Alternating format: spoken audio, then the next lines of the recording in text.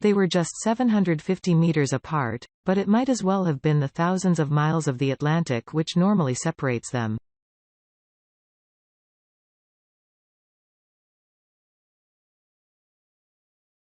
Even a tragedy such as this, was not going to bridge the gulf between the duchesses.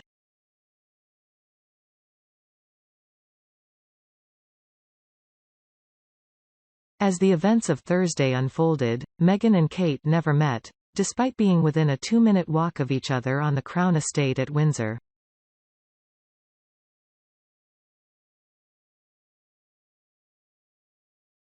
It was a difficult situation, said a senior royal source. It was always going to be a very hard night and all they could do is be there to support their husbands, if and when they called.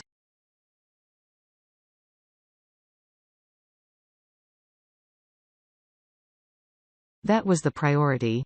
Meghan and Harry, who had left their children Archie and Lilibet in the US, had been due at the Well Child Awards in London on Thursday night, where the prince was due to talk.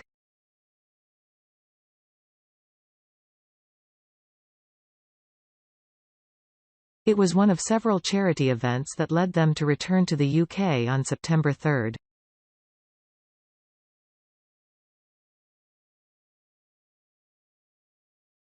But after hearing of the Queen's declining health, Harry, 37, cancelled to go to Scotland.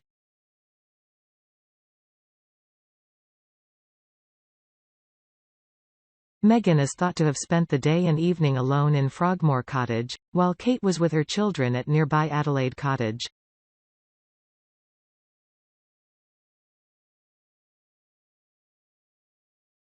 Prince William looked like the leader and instigator as he was joined by his wife Kate Middleton, as well as the Duke and Duchess of Sussex for a walkabout in Windsor today, a body language expert claimed, who says there were no signs of affection during the meeting.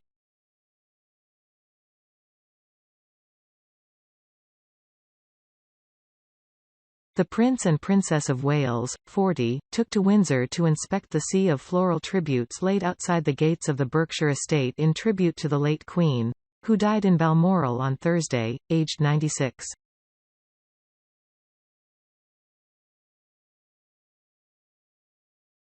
During the engagement, they were joined by Prince Harry, 37, and Meghan Markle, 41, marking the first time that the two couples have all appeared in public since Commonwealth Day on March 9, 2020, just weeks before the COVID lockdown.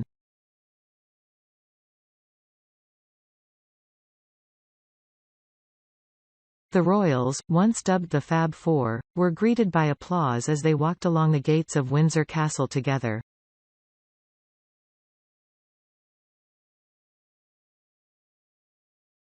However, all did not appear to be completely well among the feuding couples, who at times appeared uneasy in each other's company.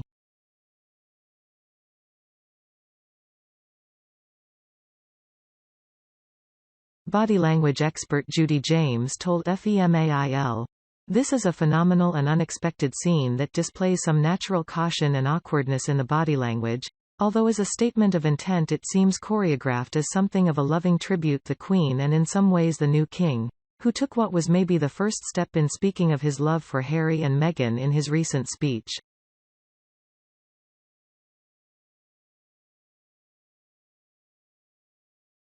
The four line up together to suggest some form of unity, and it is William, with his puffed chest and air of confidence, who looks like the leader and instigator.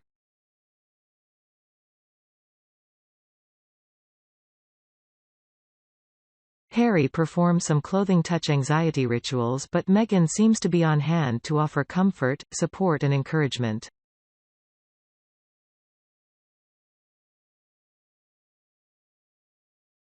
As they walked along the gates of Windsor Castle together, temporarily putting aside the differences sparked by the Sussexes' departure, they appeared to maintain a significant distance from each other.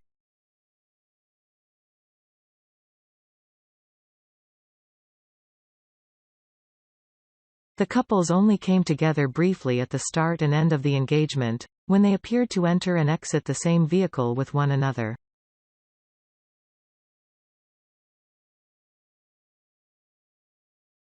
Throughout the rest of the walkabout, which is believed to have lasted some 30 minutes, Prince William and Kate, and Meghan and Harry, appeared to stick to their two couples, perhaps instructed to by their aides, and barely interacted during the somber occasion.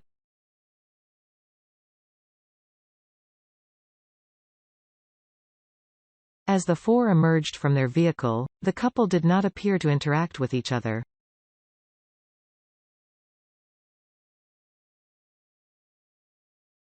While Kate and William spoke to an unidentified man, thought to be an aide, Harry stepped back towards Meghan, and the pair listened while locked in an embrace, with the Duke's arm around his wife's waist.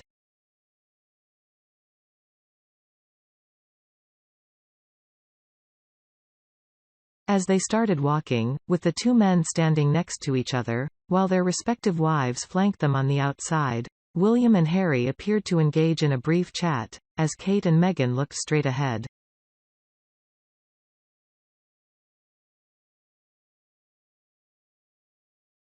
At times, Kate appeared to stand some distance from the group. Kate looks slightly distanced although she is close to William when the couple split slightly, said Judy.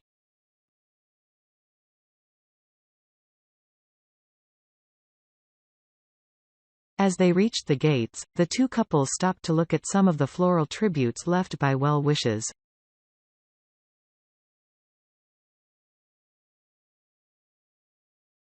Harry and Meghan stayed close together, and often if they were separated, were seen reaching for each other to hold hands.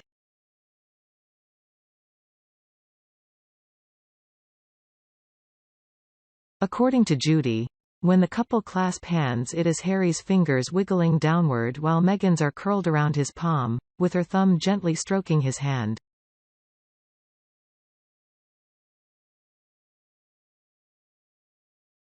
She performs touches on his back and small strokes and other tie signs, and there are some moments when she is the one looking across for communication with William and Kate.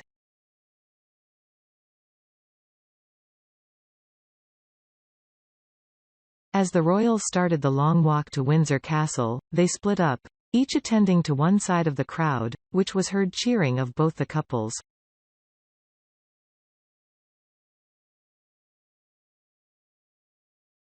Once they finished meeting the public, the four reconvened in front of their vehicles, where they had a brief chat, before getting into their respective cars.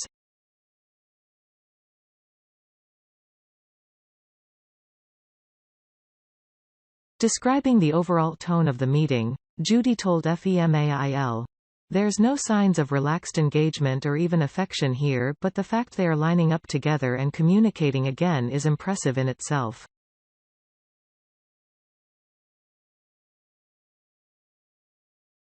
It's an adult approach from the new Prince of Wales, and it could have broken a lot of ice in terms of their body language at the funeral and beyond.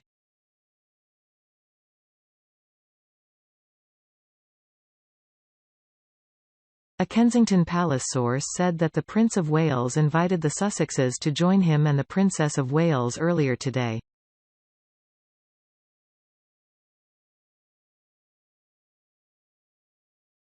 At one moment, a small Paddington bear was given to William, which he passed on to an aide.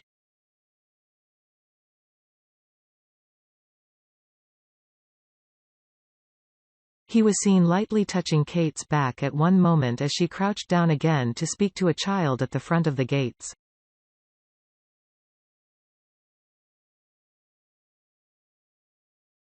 Kate crouched down at one moment and began speaking to a child who had started to cry.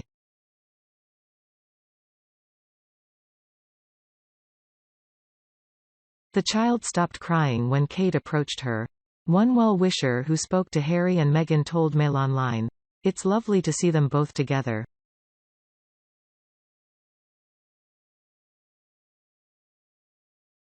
Maybe they can get back to a proper relationship." Lovely ripple went through the crowd as they approached.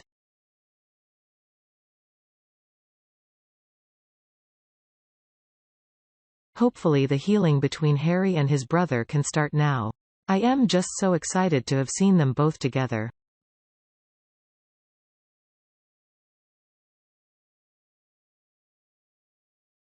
It's lovely. Today's appearance by the couple followed Prince William sharing a public statement regarding the death of his grandmother.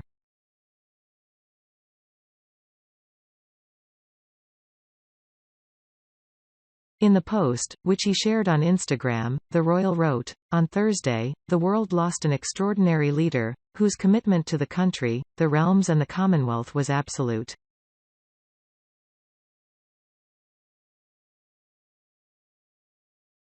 So much will be said in the days ahead about the meaning of her historic reign.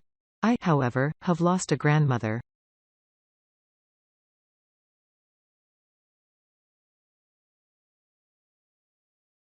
And while I will grieve her loss, I also feel incredibly grateful. I have had the benefit of the Queen's wisdom and reassurance into my 5th decade.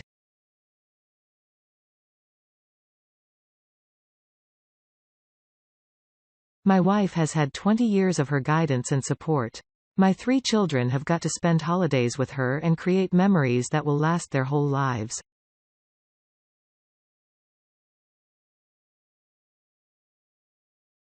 She was by my side at my happiest moments. And she was by my side during the saddest days of my life.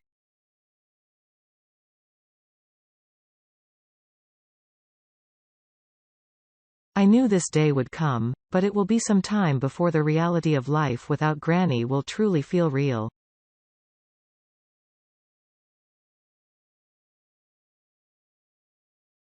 I thank her for the kindness she showed my family and me.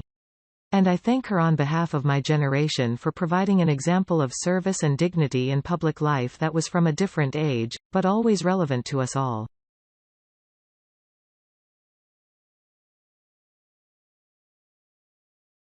My grandmother famously said that grief was the price we pay for love. All of the sadness we will feel in the coming weeks will be testament to the love we felt for our extraordinary Queen.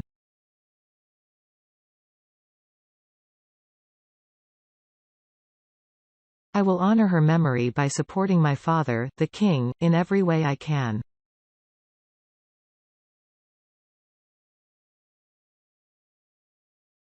It was revealed yesterday that William and Kate will become Prince and Princess of Wales, with King Charles confirming the news in his first televised address to the nation since the death of the Queen.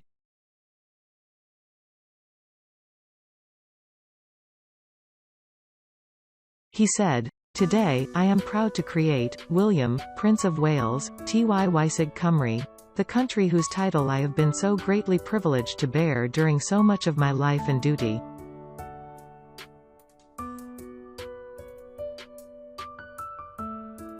With Catherine beside him, our new Prince and Princess of Wales will, I know, continue to inspire and lead our national conversations, helping to bring the marginal to the center ground where vital help can be given.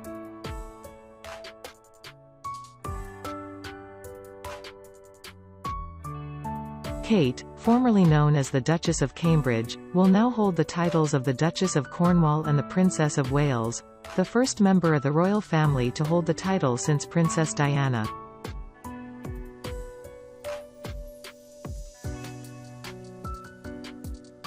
However, a source said the new Princess of Wales appreciates the history associated with this role but will understandably want to look to the future as she creates her own path.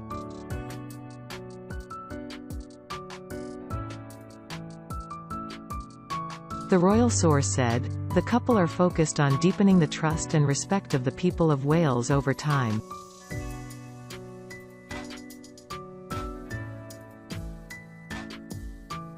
The Prince and Princess of Wales will approach their roles in the modest and humble way they've approached their work previously.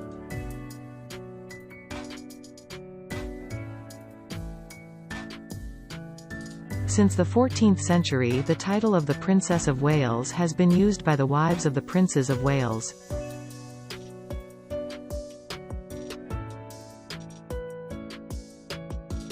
However, it is a courtesy title. Technically, Charles' wife, Camilla Parker Bowles, has been the Princess of Wales until now, but she has used the feminine equivalent of Charles Duke of Cornwall title, the Duchess of Cornwall.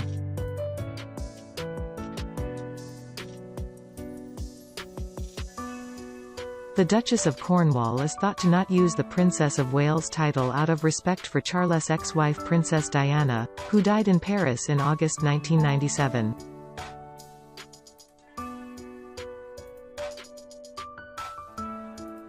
grieving Kate was spotted yesterday for the first time since the death of Her Majesty on Thursday.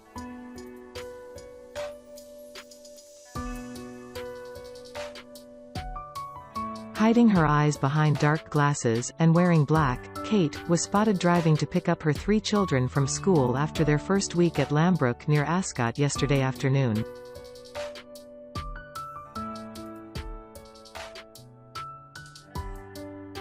The death of their great-grandmother the Queen will be a heavy blow to Prince George, 9, Princess Charlotte, 7, and 4-year-old Prince Louis, as they and their parents begin a new life at Adelaide Cottage in the grounds of Windsor Castle, where Her Majesty spent most of the year.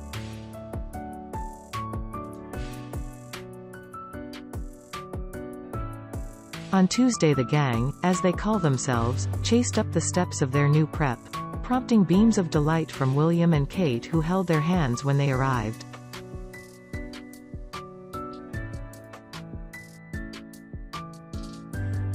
Within 48 hours the country was in mourning, but the Duchess decided to stay in Windsor to support the children at school as William flew to Aberdeenshire on a RAF jet.